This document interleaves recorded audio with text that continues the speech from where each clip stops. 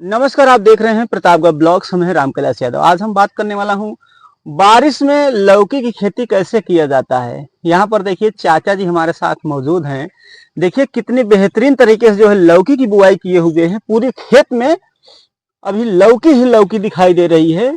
और किस वैरायटी के आप जो है लौकी की बुआई कर सकते हैं जो कि चाचा जी किए हैं। तो अगर आप लोग बारिश के मौसम में लौकी की खेती करना चाहते हैं तो हमें किस महीने से शुरू कर देना चाहिए और किस तरीके से बुआई करना है जिससे कि अधिक उत्पादन ले और ज्यादा से ज्यादा हमें कीमत मिल सके, ज्यादा से ज्यादा हम पैसे कमाई कर सकें।